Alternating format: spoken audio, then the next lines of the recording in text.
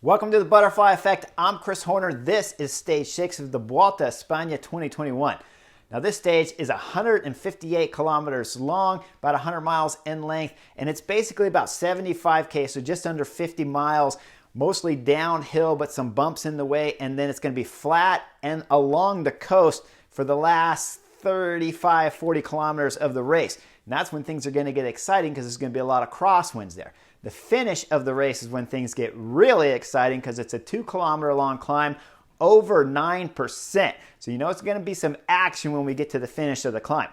With 110 kilometers, the race comes on the television. I'm sitting on the couch watching 5 guys in the breakaway. Jetsy Bull, Burgos BH, Bert-Jan Lindemann from Quebec, Ryan Gibson, UAE Team Emirates, Jan Bao from Eskatel Eskidi, and Magnus Cort Nelson from EF Education. Those riders are given about 4 minutes right away, and it will extend out to almost 7 minutes before it's bike exchange on the front. Trek Segafredo had been riding the front because they have race leader Kenny Elizon, but no one in the break was a threat. So for Trek Segafredo, they're happy to let this break go all the way up the road. Now, Bike Exchange hops on the front. It's only about 70 kilometers to go, so I like the plan. With Michael Matthews there, this finishing climb at 2 kilometers and 9% is really about in his wheelhouse. It's starting to get right on the edge when you're talking 9%. If you're talking 6%, right around that,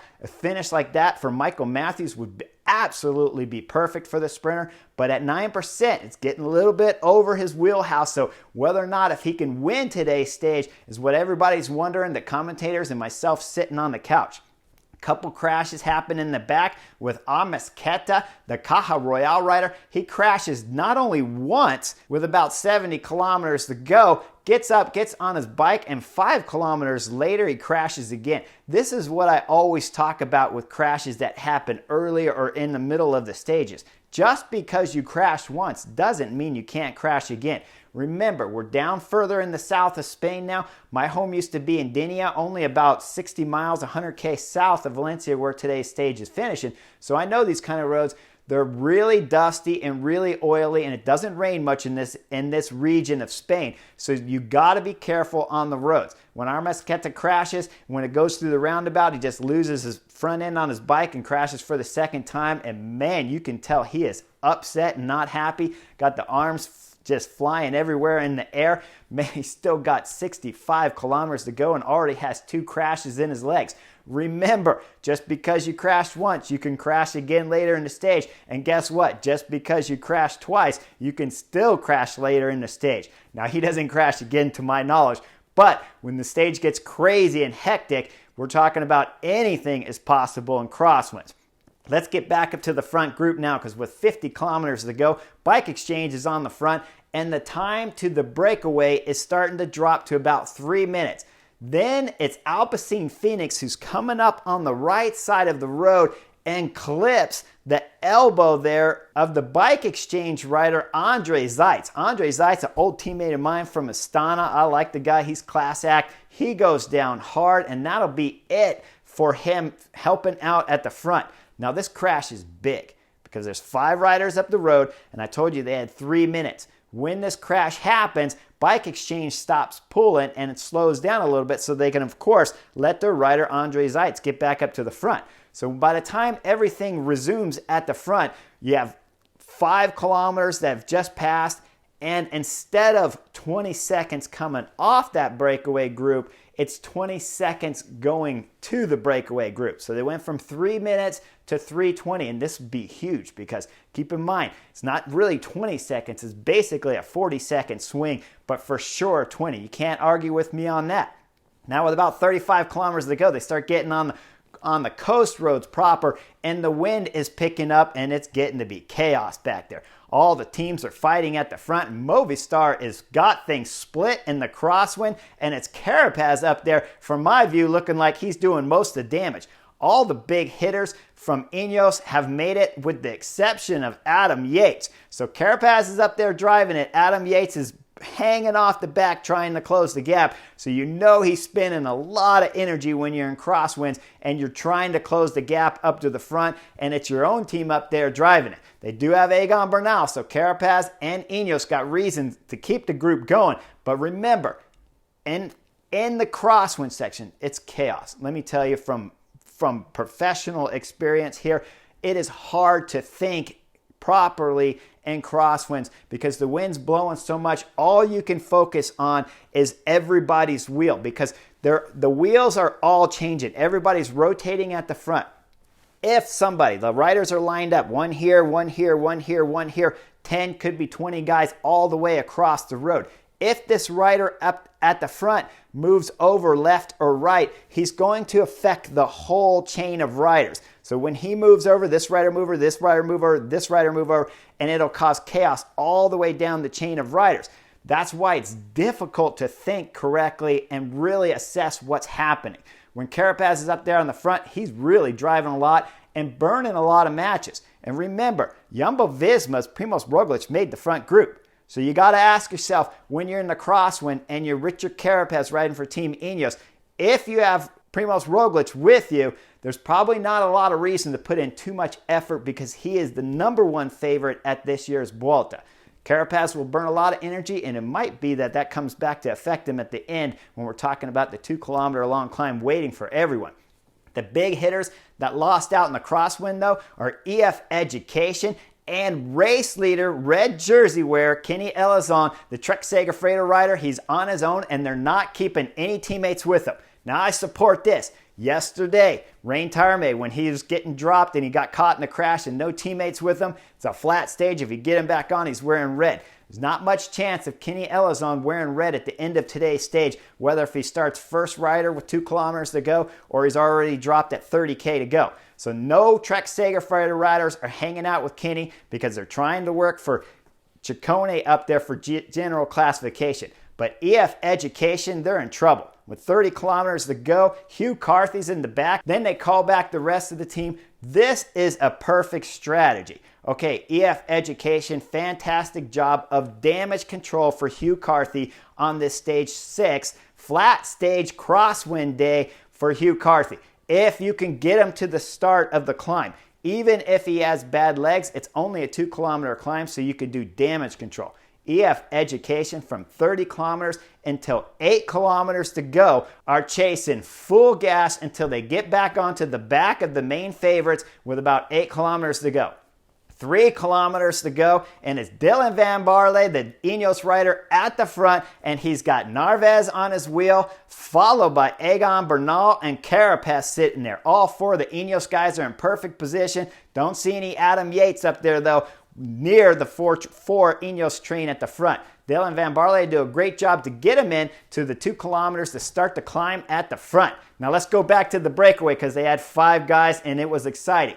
Remember that crash that Bike Exchange had when they had a 3-minute gap to the breakaway, and then when everyone got back together, it became 3:20. Now the break of 5 is starting the last 2-kilometer climb over 9% with a 22-second advantage on the Ineos-led Peloton that's driving fast. The train is coming right behind. When the climb starts for the 5 breakaway companions, it's Bow up there, the Esquetel-Esqueti rider that throws in the first attack. It won't last for too long because Magnus Cort Nelson at 1.5 kilometers to go will throw an attack and get a gap on his breakaway companions.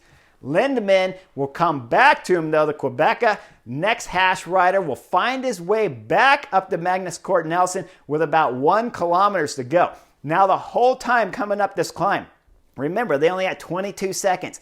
So many times when the picture is on Magnus Cort Nelson, you could see the group of GC favorites who are battling for GC and battling to try to catch Magnus Cort Nelson so that they can win today's stage. And it's a magnificent battle back there. But Magnus Cort Nelson had to be sweating all the way up the climb, literally and figuratively, because he never had much of a gap on the GC favorites. And he had Lindemann, the Quebeca next hash rider, sitting on his wheel at times going up the climb. Now let's go back to the GC guys because Narvaez is just blowing up the field with 2 kilometers to go, and it starts to shatter with about 10 guys in the front.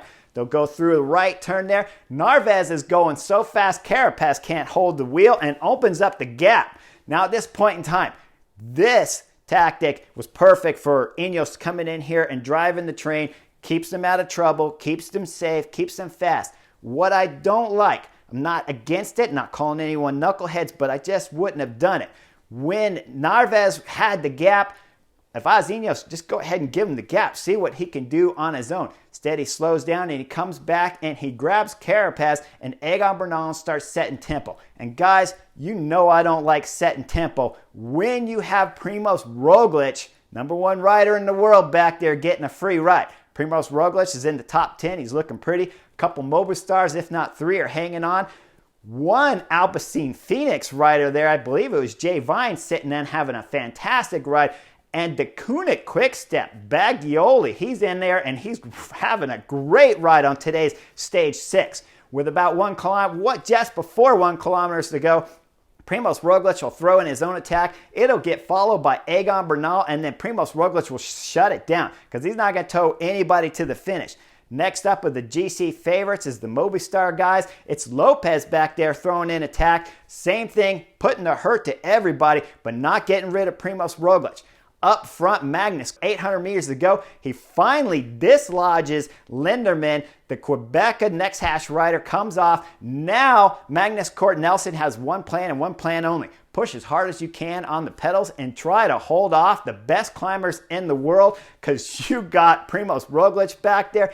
Egan Bernal is back there. Richard Carapaz is back there. And Lopez is putting on a show because he's doing attack after attack. Michael Matthews will get on the front with about 500 meters to go, open up a bit of a gap, and back there it's Vlasov, the Russian rider who's having a fantastic stage 6 ride that's closing the gap up to Michael Matthews. Behind that, Primož Roglič stops messing around. He closes the gap, and with 300 meters to go, we'll see Primož Roglič. First, he's up on the bars. 1 second later, we're going to see him drop down to the lower bars. Now he has the Kunik Quickstep rider Bagioli on his wheel. When you're behind Primož Roglič and you're coming up to the finish line anywhere under 1K to go, but certainly at 300 meters to go, when you see Primož Roglič go from the upper parts of his bars and then drop into the sprinting position, you better tighten that seatbelt because you know Primož Roglič is going 100% to the line. Primož Roglič at 300 that closed the gap even closer to Magnus Cort Nelson with the Italian rider Bagioli from the Kunik Quickstep holding on for dear life. Up front, Magnus Cort Nelson, he is still holding on. He's putting every bit of effort he can into it. You see him look over his shoulder a couple times to see where the favorites are. Don't look over Magnus Cort Nelson because they're breathing down your neck. Magnus Cort Nelson does a big acceleration with about 150 meters to go. Bagioli pops off. Primož Roglič throws in one more dig, 75 meters to go. Magnus Cort Nelson is still barely holding on to the lead. He'll cross the line for stage 6 win in spectacular style. All day long in the break. It was a huge effort to get in the break today. It didn't get established until after the first hour of racing. Primož Roglič is back in red with second on the stage. Same time, basically finishing on the wheel of Magnus Cort Nelson. Bagioli, who got dropped off just by a few seconds off of Primož's wheel, will cross the line for third, and then all of the favorites like Egan Bernal are 8 seconds back, minus time bonuses on top of that too. Carapaz loses over 20 seconds. Adam Yates loses over 20 seconds on today's stage. Mikel Landa, Bahrain victorious rider, they weren't even in the picture on today's last 2 kilometer climb. The whole Bahrain victorious team were out of sight throughout the finishing climb, but Mikel Landa will finish within 30 seconds of the Primož Roglič Magnus Cort 1-2 on today's stage. Now it was an exciting stage. Like I said, the jersey changed. Jumbo-Visma's Primož Roglič is in red. Magnus Cort Nelson, you got yourself a fantastic win. EF Education, who sent their whole team back there after Hugh Carthy and did a great team effort to try to do damage control. It won't save Hugh Carthy's time as he'll lose about 2.5 minutes on today's stage, but it was a great team effort anyways. Exactly the way I would play it. I love the tactics from EF Education on today's stage. They salvaged something there for Hugh Carthy for later times, for later GC race at this year's Vuelta, and they won today's stage. Fantastic overall job from EF Education. Now, let's take a look at Ineos, because Egan Bernal is clearly now their number one GC rider. He's get back up there, solid. He was able to follow Primoz Roglic's attack with just before 1 kilometer to go and just gapped off by about 10 seconds at today's finish. We should see something exciting out of Egan Bernal when the mountains get bigger, because today's stage was not really ideal finish for a rider like Egan Bernal over riders such as Primoz Roglic and a few of the others. Michael Matthews, the Bike Exchange rider, I got to give props to you, man. You tried everything you could for your team to try to win after they were riding from 70 kilometers to go. Kenny Elazon, the Trek Sega Freighter rider, I hope you enjoyed your day and read it was well deserved from your efforts of Stage 3. Now make sure you guys like and subscribe, because tomorrow's stage we start getting into the big mountains proper. Should be an exciting Stage 7 at this year's Vuelta a España. Like and subscribe, and I'll see you guys real soon.